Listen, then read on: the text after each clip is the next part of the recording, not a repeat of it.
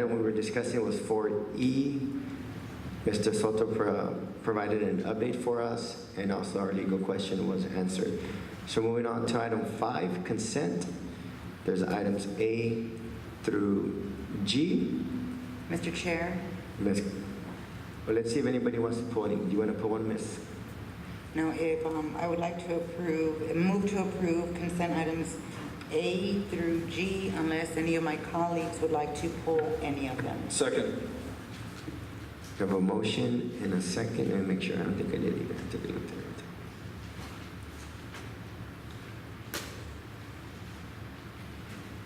We have a motion and a second. All those in favor? Ayes have it. Moving on to item 6A. Individual items. On first reading, proposed TASB policy update 104 will be presented and recommended to the board for discussion only.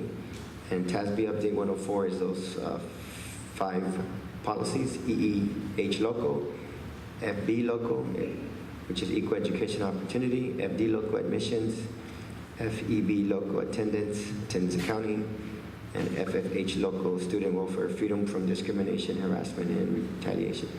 So, Mr. Moreno, would you like to motion to approve for first reading?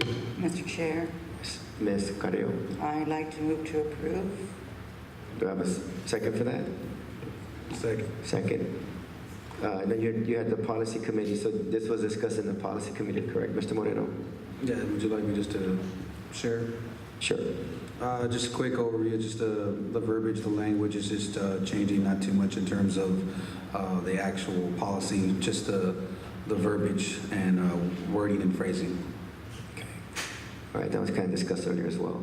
So we have a motion and a second. All those in favor? Ayes have it. Moving on to item 6B. On the first reading, the following proposed local policy revisions will be presented and recommended to the board for discussion only, which is CDA local, other revenues, investments. Do I have a motion to approve? I move to approve. Ms. Carrillo moves to approve. Ms. Doris, you second that? And I think you kind of touched on that earlier, Mr. Moreno. Would you just do a quick follow-up? Or Mr. Yeah, I think Mr. Hernandez, just a quick overview, what you had just discussed. Yes, sir. Currently, our policy restricts our investments to be up to 3 years. We currently have our qualified school construction bonds that we're each year making a principal payment that's set aside. So we're looking to invest up to the time when those particular bonds are due in 2029, which then if you're investing over the long term, you can earn a higher rate of return past 3 years. All right, thank you. Also, like was mentioned earlier in the policy report. So we have a motion and a second for the first reading for CDA local, other revenues investment. All those in favor? Those against? It's 6B. On the first reading, Mr. Moreno talked about it earlier. The following proposed local policy revisions will be, which is CDA local, other revenues, investment. You want to touch on that real quick, Mr. Hernandez? Yes, sir. Again, it's currently our policy restricts us to invest up to 3 years. This change in the policy will allow us to invest up to the period when the principal payment is due on one of our bonds, which is the qualified school construction bonds. We presented this at the policy committee, and I plan to bring this to our finance committee that we're going to have in April. Okay, I get a second on the vote. All those in favor? Those against? Ayes have it. Moving on to, motion passes. Moving on to 6C, consider and take possible action to approve Jasmine Engineering's presentation for the Carabel Elementary project and for the Vesta Elementary project, which includes a reduction of approximately 10,000 square feet per board request. Mr. Madrigal or Mr. Soto? Yes, Mr. Chair, at this time we're going to go ahead and turn over the presentation to Mr. Soto and Jasmine Engineer. Mr. Soto?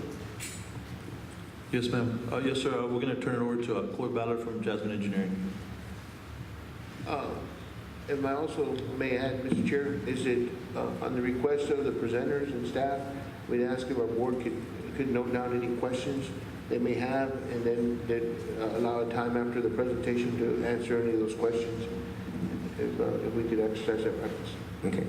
So it's a long presentation, so it can be continuous and a good flow to it. If I can save your questions to the end, thank you. Thank you very much. I want to just say in the beginning that we are presenting things tonight that have been presented several times before. On March the 10th, part of this information was presented to the Building Committee on the last board meeting. A lot of this information was presented, but we also have new information to go over with you tonight based on the questions and some of the requests that were made at the last board meeting. Just briefly, project timeline. I know that you have a copy of this. We've been working on this facility assessment since November of 15. It's a little over 5 months now.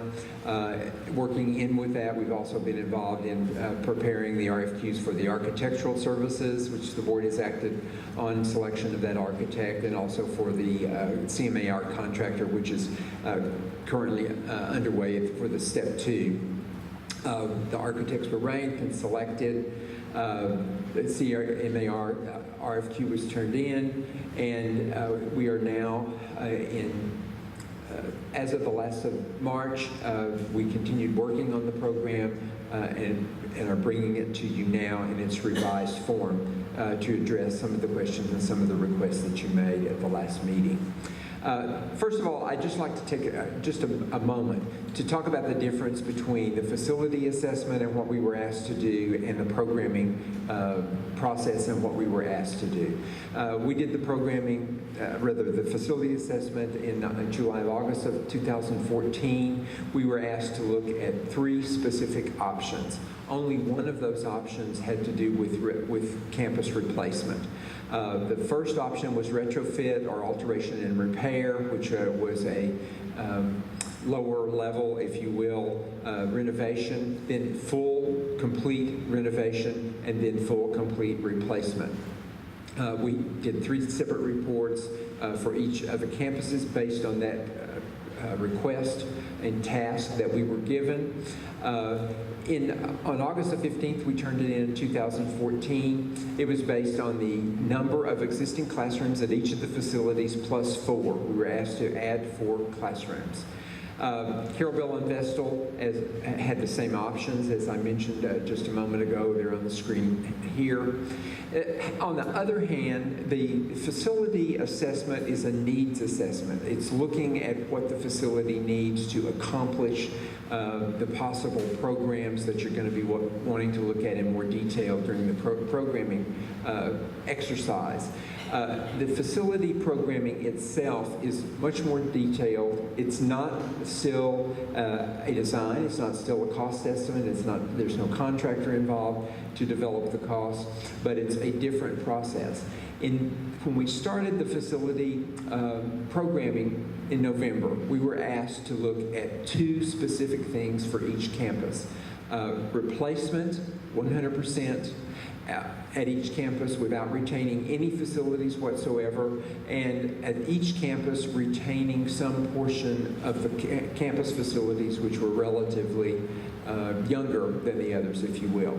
But the programming that we end up with is going to be a formal statement of the district as to what they want. It's going to be a roadmap for the architects so that they will not stray from the beaten path in terms of what you're asking them to design and the budget that you're wanting them to address. And again, as I said, it's not a builder's cost.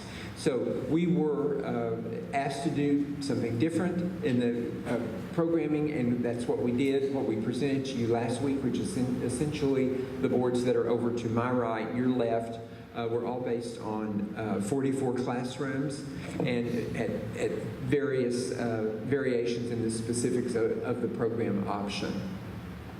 The complete campus replacement at Carroll Bell is demolition of everything. The replacement with renovation would address the pre-kinder wing. At Vestal, all of the main buildings would be demolished except 2 buildings, possibly the media center and the kinder building. So they're 2 separate freestanding buildings. The needs assessment in August of 14 had these results in terms of the opinion of estimated probable cost. These costs were pure construction costs, not any soft costs intended, including architectural fees, our fees. Those were raw numbers. At both campuses, that campus replacement option was roughly $16 million, as you see. That did not include any of the other costs that the district would have to incur. We did look at initially, and we have tonight to go over with you an option that is totally and completely in line with the $16 million request. It's just that for the programming, as we started in November, we were asked to look at something different. We were asked to look at a different number of classrooms, and that's what we brought to you the first time. I would encourage you, when you have a chance to look at the PowerPoint that you have in your hands. These two slides are from the facility assessment, and it's just basically the explanation that report made as to what the costs represented, that they were pure raw construction costs. They did not include soft costs. The statement is clearly made that if longer than a year passed before design and construction was started, that there could easily be significant differences in the price, and that is what has happened with the industry. I'm going to go quickly through these slides, which are the existing conditions. I think you're all pretty much familiar with what's going on. The graphics that you're going to see for Carroll Bell are all oriented with Sunglow at the top, pardon me, and these are the existing floor plans that are a hodgepodge of various things that have been added. The program is looking at how you would add the specific uses that are on these two slides. Special use areas, first grade classrooms, pre-K classrooms, 2nd through 5th.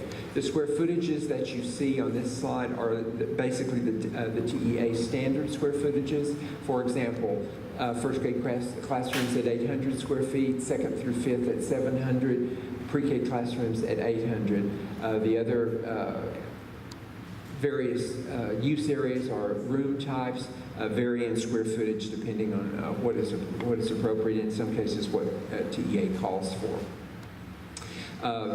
The phasing alternative that the district asked us to look at in terms of how to do Carroll Bell. The situation at Carroll Bell was that there's very, very, very tight site. It would be virtually impossible to safely build the new school, whether there was renovation or replacement, with that school remaining in session. So the option we were asked to look at, was to assume that Vestal would get done first, and once the new Vestal was occupied by the Vestal students, Carroll Bell students would move to the old Vestal. So that was the premise on which we addressed and moved forward with the facility programming. This is just an example of how that might look. We'll talk more about that in detail, and you may have some questions about it. But essentially, when the Vestal campus was occupied by both batches of students, the new Vestal is at the top of the slide. The old Vestal is at the bottom of the slide, now occupied by Carroll Bell, and the sites are functioning together. The operations that are segregated in such a way that it would be safe, and we felt was a workable alternative if the board wanted to pursue that. Overall, all of these options that we have looked at are addressing specifically some major improvements at each of the campuses, a lot of which are problems that you have with your existing facilities, so that the new facilities for sure do not have them. That includes redevelopment of the site, drainage and grading, which is very difficult at each of the schools because the sites are so flat and there's such limited natural surface drainage. Parking and paving is a concern. When you have suspended pier foundations, which was a directive from the administration and staff. Also that the interior walls would be CMU, exterior walls would be brick. So the criteria that we used in developing the program that we presented to you already included those things. Major categories of systems in the buildings that would be addressed and done in a way which would make sure that you had a first-class facility, includes the roof, the IT, which would be the conduit to receive the district system, of course, mechanical, electrical, plumbing, security system that would be conduit to receive the new district-wide security system that is being almost completed at this point. So option one at Carroll Bell, we'll do Carroll Bell first, is a complete campus replacement with the demolition of the Kinder Wing. We talked about that last time. The whole site would be vacated, the whole site would be demolished, and new construction would happen all at one time. There would be no phasing, if you will, within the new building that was being built. It would incorporate all requirements of TEA, city codes, high standards for energy conservation and efficiency, give you a first-class facility. This is a diagram of how that might look. We have two options, which came about as a result of our presentation that we made to the building committee. This is the first one that we showed to the building committee. It assumes a couple of things, that first of all, that the Kinder Wing, which is in this area, is gone and is replaced by a complete new facility. It assumes that cars would be dropping off on the Harding Boulevard side. Sunglow is where the bus drop-off would occur. There's some additional parking added, and the existing parking lot across the street is renovated and refurbished. The option that came up at the building committee is the one that you see on the screen now. The difference is that the entrance is basically flipped so that the orientation of the front of the school is off Sunglow, and that the car drop-off is on that side also. That street being a somewhat less busy street, or quite a bit less busy than Harding Boulevard. The buses would pull in here. You don't have many buses, and there's some indication of how new parking could be added on the site itself. But again, the Kinder Wing is gone. Option one, in terms of cost, the basic construction cost is about $20,000, $20 million, the raw cost. Looking at the soft costs, first of all, the AE fees are being reduced through negotiations that we are doing with the architect from 5%, to 5% from what the district had paid them on the previous project, which was 7.2%. That included in their fee is the kitchen layout, the MEP, the structural, the tree preservation plan. Some of those things have been additional services previously. They're rolled into their fee now. Our fee, of course, has gone down from 6% that we were originally paid on most projects to 5%. Other consultants are listed. There's a construction contingency that gives a total preliminary estimated cost for this project of $23.6 million. And again, this assumes simultaneous construction, that both elementary schools would be being built at the same time. There are 32 classrooms. Let me back up and tell you that. There are 32 classrooms, and there are 12 instructional support rooms in this scenario for option one and option two. Campus replacement, including the renovation of the Kinder Wing, we were also asked to look at. That's 32 new classrooms and 12 new instructional support classrooms. The site would look something like this. The wing is retained there at the corner of Harding and Pleasanton. The rest of the square footage is new construction. The bus drop-off in this scenario is at the top. The car drop-off is at the bottom. There's some parking added off of Oppenheimer. Your existing parking off of Pleasanton in this variation is shown as being retained.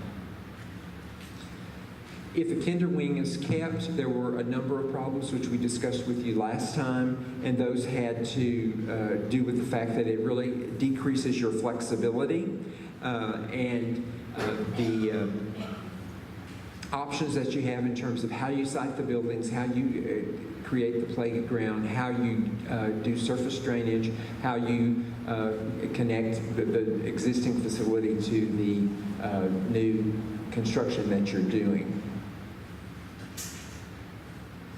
Cost for option 2, again, we've laid it out, giving you the same information that I mentioned earlier. Again, the AE fee is being reduced, and that's essentially based on the fact that the drawings that have been generated as part of the programming or something that the architect can utilize to short circuit or to fast track the schematic design of the project.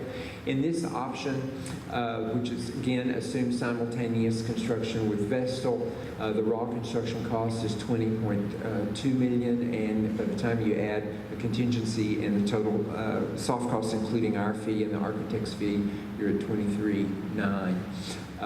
Again, it's 32 classrooms, 12 instructional support areas for a total of 44. Yes. Yeah. Basically, this envisions 10 extra classrooms than we were looking at when we were doing the facility assessment. Option 3 would postpone the total replacement of the campus for 18 months while Vestal was being built, and so that they could be relocated over there. There's a bit of a premium for that. It's the opinion of how much that would cost is about $686,000. So adding that to the option 1 cost, you're at $24.3 for this particular option. Option 4 is to postpone option 2 for 18 months. Option 2 was keeping and renovating the kinder wing. Again, it's $600,000, almost $700,000 premium for extending that postponement 18 months, and that's essentially the general contractor's general conditions that would be more because the project was going on longer. The total for this is $24.6. Option 5 is a complete campus replacement with minimum TEA standards. The earlier options not only had more classrooms, but they also had larger classrooms. And this is the same number of classrooms also. I apologize. It's 32 and 12. In the last 2 years at these two campuses, your maximum enrollment has been 537.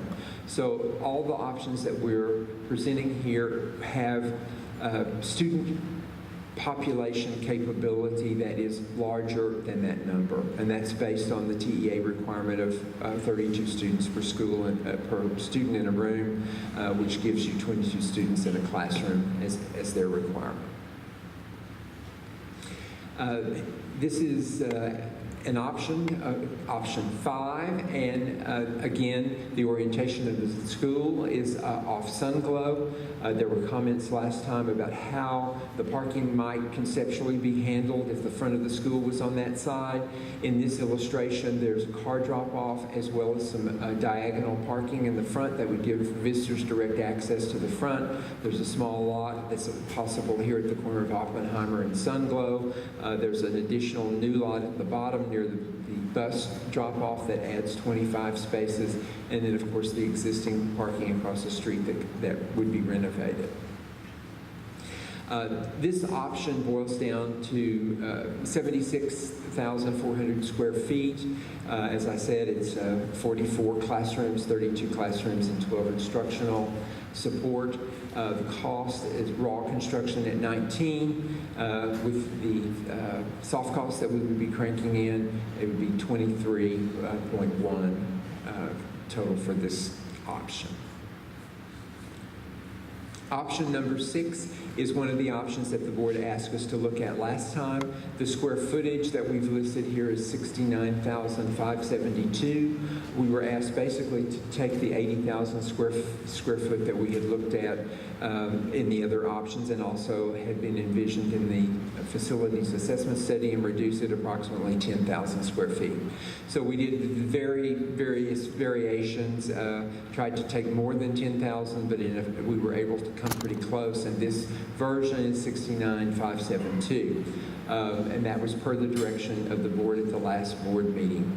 The replacement would be a total of 28 classrooms and 10 instructional support rooms for a total of 38. And again, that gives you students that are a higher number of enrollment possibilities than the 537 that has been your 2-year high.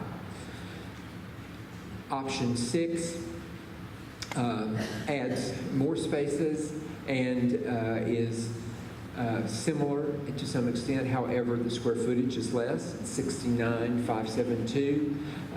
Again, it's 28 classrooms, 10 instructional support rooms, which gives you some flexibility for expansion.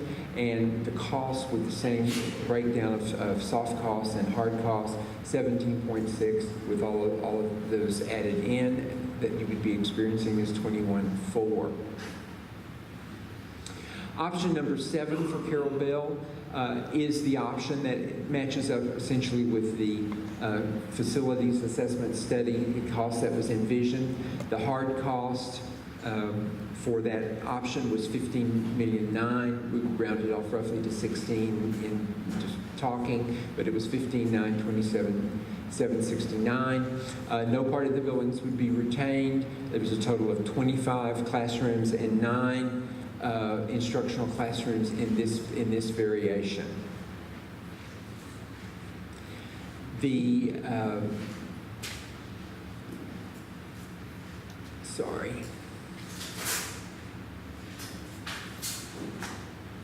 This is another illustration which shows where square footage would be reduced in this option in a conceptual way, because this is less square footage than the one previously.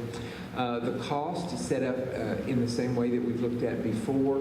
The reduction in the architect's fees is going to be, roughly $1 million, $900,000 and change, which is right at $1 million, less than it would have ordinarily been. 16.1 is the raw construction cost, which is essentially the 15.9 that we had looked at in the facility assessment. With the soft costs added on, it's 19.7. And again, it's 25 classrooms and 9 instructional support rooms. The next 2 slides are a summary of what we've gone through with total cost on the left, which includes all of the soft costs, architect's fees, Jasmine engineering fees, any other engineering fees, city permitting, whatever you would have to bear the cost of to get the project done, the total project cost. The preliminary estimated construction cost is the raw construction cost, which is the other column. So we have listed here option 1, option 2, option 3, option 4, and on the next slide that's in your packet, we have the next 3, option 5, 6, and 7, which are the options that we had not previously discussed with you in detail. One is from the facilities assessment raw construction cost number, and the other 2 had to do with reductions in the square footage that we were asked to look at by the board. Again, this is just the page from the facility assessment, which just to remind us that it was raw construction costs and not including soft costs. It was intended to be a year. Okay. Any questions? Yeah, this is a good time for questions. Let's do it by school, then ask questions, that way we won't forget. But Okay. I think we went through all 7 options without Yes. any interruptions. Okay. So at this time, is there any questions at this time from any of the board members? Yeah, I have, Mr. Quesada? thank you. So today we were presented with the options with the 10% decrease, right? 10,000 square feet decrease, correct? Yes, that's correct. That's one of the new options. It's more than 10 reduction. So, okay, so only option 6 had the 10% decrease.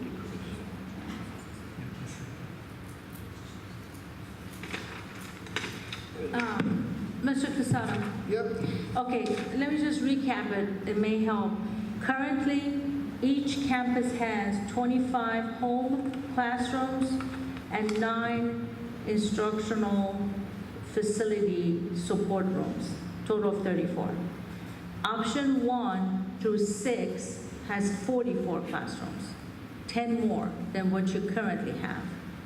It has home for 32 and instructional for additional 12.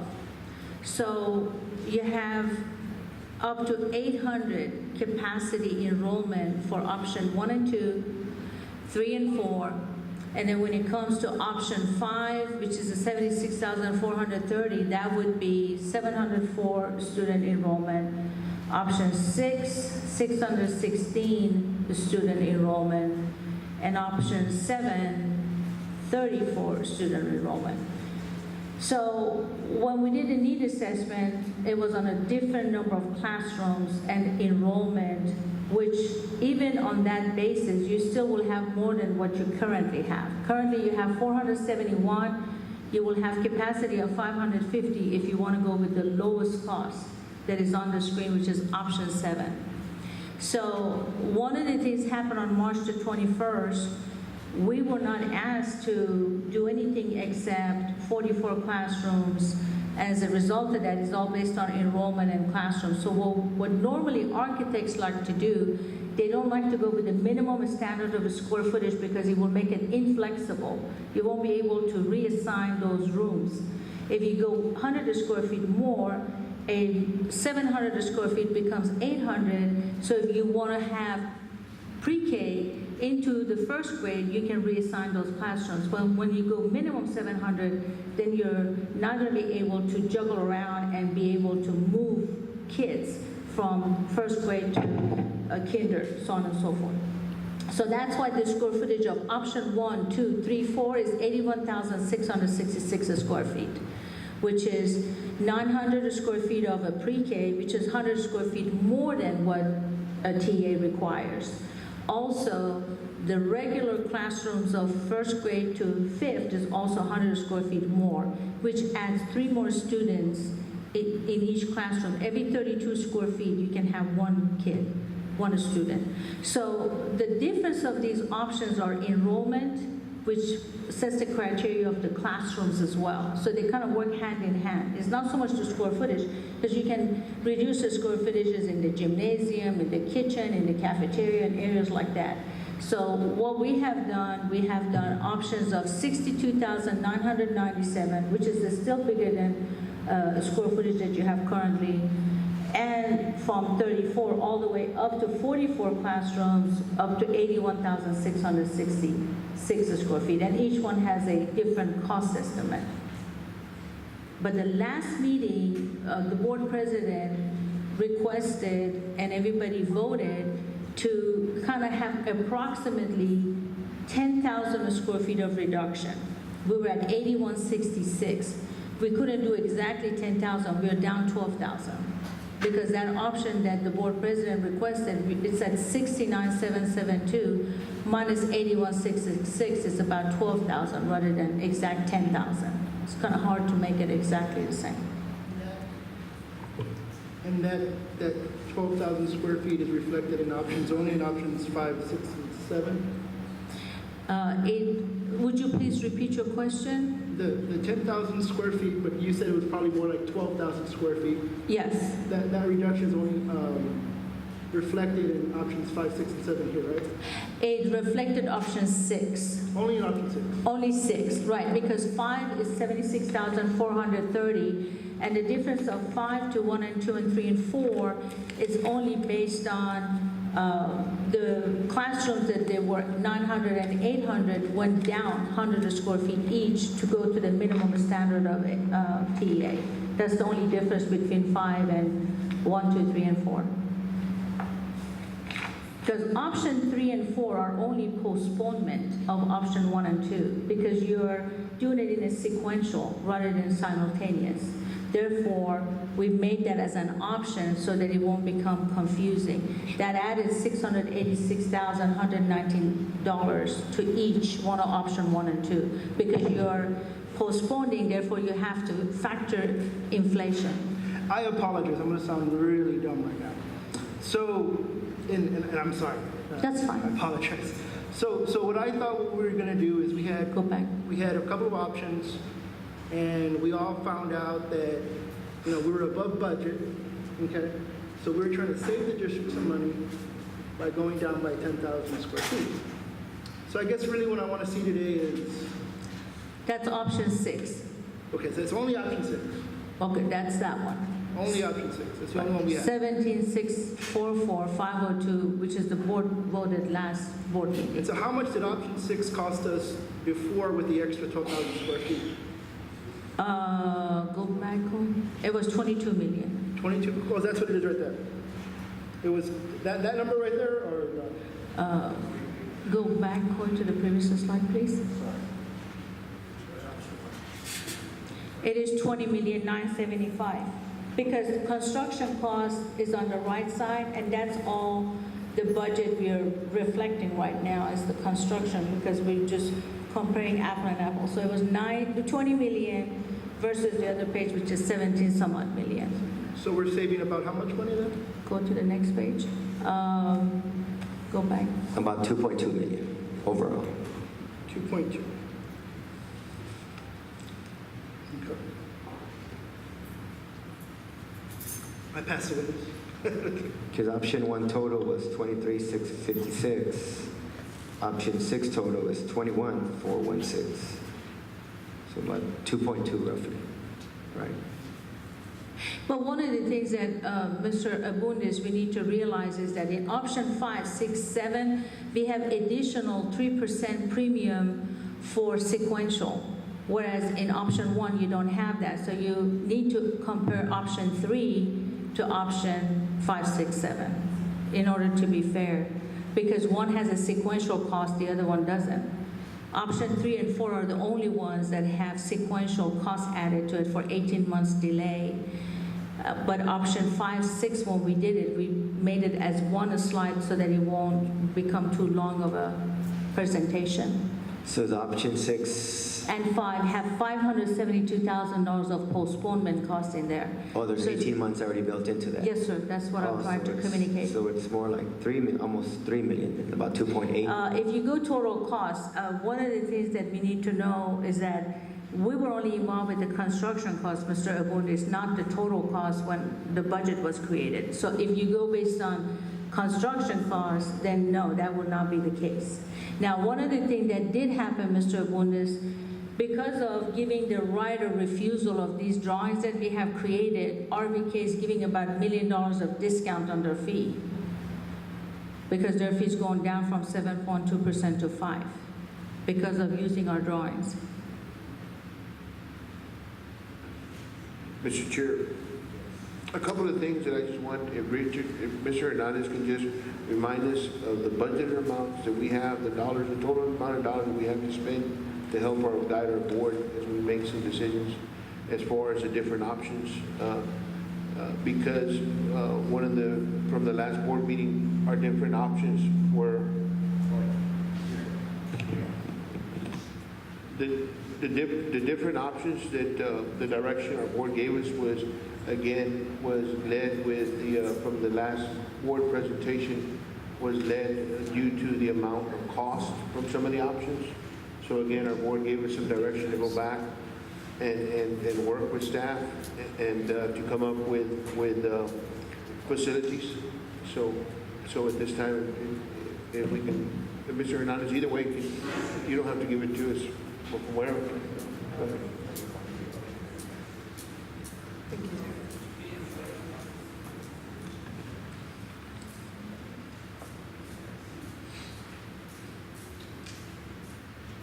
Mr. Chair, I have a question, sir. Yes. Okay, so, and actually, it may be answered here, but I kind of want to talk it out loud here so that everybody's aware, or the community's aware exactly what we're looking at here. So, what we're looking at here is the original amounts that we had proposed for Vestal and Carabel, which was 17.8 million. Or 17.2, correct? Mr. Hernandez? On the schedule that you have in front of you, if we look at the last column, that represents the amount that, if we start from the top on the fall projects, that's how much is actually going to be budgeted, because we're pretty much complete and we know what those final costs are going to be. So you have $17,219,854. The next areas that we looked at, in order to arrive at what budget actually remains for Carabel and Vesto and the parking lots, was we looked at the cost that we currently have expended, which was, the first one was on the assessment. We expended $78,000. The monies that we're setting aside for furniture to furnish our campuses, or the at least for the fall project, we've expended $394,000, and we still retain $355,000 for any furniture that may need to go into the Carabel or the Vestal project. So then, yes, ma'am. I kind of want to break it down in simple terms here, okay? Let's just start with the amount. The amount of the bond was 64.9 million. Yes, ma'am. Okay. And if we subtract just the total amount that we've used for all our fall projects, how much do we have left right now, sir? Well, I'd have to calculate that. What I'm pointing out is the budgets that we know are being or budget for this period of time, and the amounts that we've expended in those areas. So one of the other areas that we've got going on that we're paying with the bond 2015 is district-wide security, which is further down on the sheet. And so you need to look, we needed to look at those costs in order to determine that those costs still need to be met, the district-wide security, the monies that we spend for the assessment, the monies that we've got for furniture, to outfit our schools with technology, the amount that we expended for some infrastructure on the fall projects, $28,000. So when you take out those amounts in the district-wide security, then you've got, and then we have some reimbursables, about $25,000 we've got budgeted. When you take out those amounts, then you have a certain amount that's left over for the Carabel, Vesto, and the parking lot. And working with Mr. Madrigal, Mr. Soto, they said, go ahead and keep out the amount for the parking lots, which is $2,105,000. So taking that amount, then basically what you've got left over for Carabel, that's budget is $19 million even, and then for Vesto is $19,015,061. So when you add up all of those amounts, and that's on your last column, that equals out to $64.9 million at the end. Okay, so the amount that we can spend right now on each elementary is about 19 million on each one. Approximately, yes. Right? And that's still going over the original amount that we had actually originally proposed when we first passed the bond, which was about 17.8 million on each one. So But the 17 million,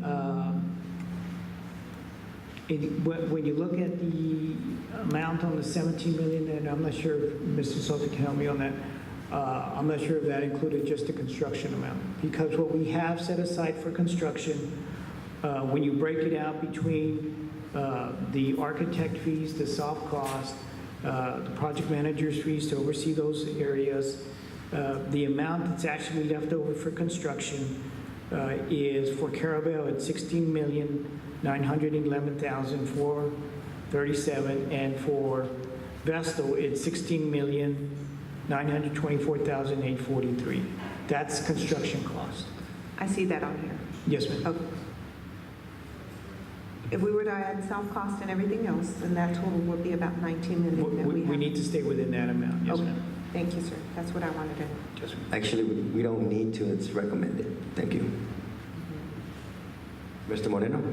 Yes, sir, Mr. Hernandez. So just looking over the whole itemized situation, so I think what Ms. Scott was already alluding to, we're looking at roughly, the yellow is what's been paid out and what's been budgeted. At the bottom, where it says the total, paid out 22.1 million, and then the budget remaining about 42 million. So we paid out 20.068, 44.98 so far, and then we still have outstanding balance, I guess, of 2 million and some change like that. So that would equal out to pretty much, we have roughly maybe 40 million or 39 million available from the projected budget. remaining, more or less, I guess that's what we're looking at. So that would be your second to your last column. Yeah, right. So we would add in the 2 million against the 42.773. So, yes, sir, the 42.773, that would be what remains to be constructed, which is your Caravelle, Vasto, your parking lots, and the amount that would be projected to be expended for technology and for furniture. Okay. So we're still looking at like 39, 40 million in that About ballpark. 42 million. So when you add where we're at right now of what's budgeted for district-wide security, what we spent for the fall projects, we have 22 million. If you add the 42, then you're back to what we have in bond proceeds of 64.9. Okay. Thank you. I have a question, Mr. Chair. The projects that we still have remaining to be completed are Vesto, Carol Barrel, and the parking lots. Yes, ma'am. And the ongoing project that we've got right now is the Security. district-wide security. Yes, ma'am. Right, okay. I just wanted to make sure Yes, that was correct. So some of the money that came, because I'm understanding from the early college, high school, and some of the other projects, there's some money coming back. Is that already taken into consideration? Yes, sir. That's They're right. already into consideration? Where will they be at? Because some money came back from the early college, high school. I think, Jasmine, didn't you present it sometime? How much came back from the early college, high school? 1,292,000, 1,920,000. Okay, thank you. Mr. Chair, Mr. Quesada? but it doesn't matter if $100 million came back. That doesn't mean we're going to put it all into this project right Oh, here. correct, but the money's there, that's my point. But I don't see how that would be an issue. Because they're saying we need to stay here, and I'm saying we don't necessarily, it's recommended. So is there money out there? Yes, that's my point. There's money out there that we can reshift back to these projects. Like Mr. Moreno was trying to point out, we're not too off. We're not too off from the numbers he's given us. We're off by, like he mentioned, just a few million in there. There's monies here and there that we can pull. We might not even have to go to the general fund. The money might already be out there. So that was his point and my point. Thank you. Okay. Just to be clear, that the amount that we are factoring in is taking that amount that we came under budget on the fall project. So if you look at the first line, the amount that was budgeted for that construction was